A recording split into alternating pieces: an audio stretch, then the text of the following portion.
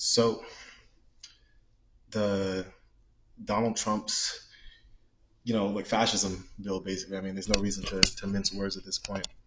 Donald Trump has passed a bill to turn America into a police state. And, it's moments like these that I feel like often inspire people to feel deep senses of dread. And that's what I've been feeling. I mean, especially like leading up to this. Because, I mean, you could see it coming. You could see it coming. I mean, the campaign. Donald Trump talked about nothing on his campaign, but the fact that immigrants are rapists and murderers coming for your daughter. I mean, this is literally what every fucking speech was like. So it's not a surprise that we're here. It's a surprise that it was this easy. It's a surprise that it was this quick. It's a surprise the media is so incapable of acting. Like this is what it is. I mean, it's establishing a police state is difficult, but it's a lot easier when the media just kind of like does it for you. They enforce the every tenet of the police state before it even exists. But I'm getting ahead of myself. I've been wanting to make videos, particularly because this administration is going to do some shit like this, right? Um, but I think it's kind of like past making videos at this point. There's a I think it's just important that everyone understand like some basic things about what governments are and the power that they have, because we're no longer living in a democratic system where my goal is to like change everyone's mind and get everyone to vote the way that I want to vote. We're now living in a system where the real goal needs to be being independent of the system, where the goal needs to be to understand that these things that we believe have power, maybe they're real, maybe they're not. I mean, what is the government but a group of people? And if these groups of people are showing you how they feel about you, do not respond to that by continuing about your day as normal. You cannot respond to that by hoping that the next election is when you're going to get change. I don't know about you guys listening, right? But I'm not making it through a full 4 years of this. It's just I don't see how it happens. I mean, I'm going to end up in some concentration camp somewhere by the end of this, and I don't find that an acceptable outcome.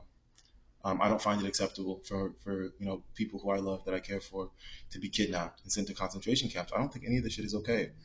And I think an important thing to remember as we're going through the early stages of our descent into fascism is the fact that this is what people in all of the rest of the world have constantly been experiencing, constantly, not after this election or that one, but constantly. And that's because of our country.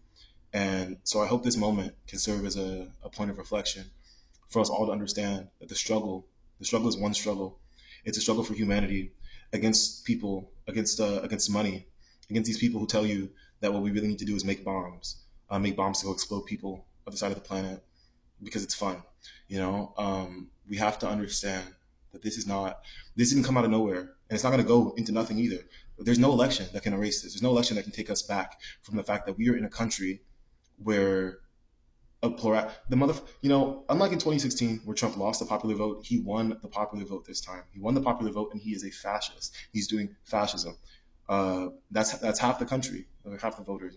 Low turnout, blah blah blah. But it's important to recognize that there's more work to do.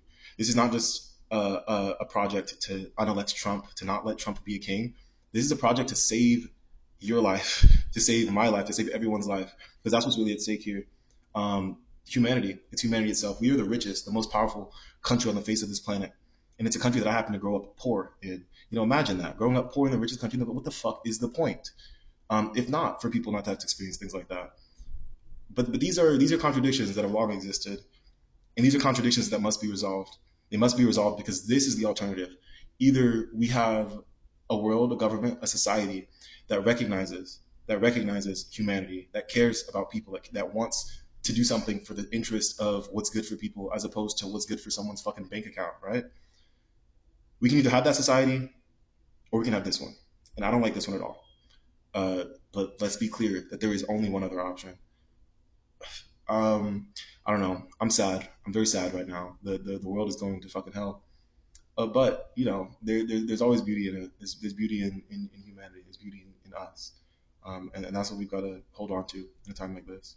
Hope everyone's staying safe, and buckle up. But yeah.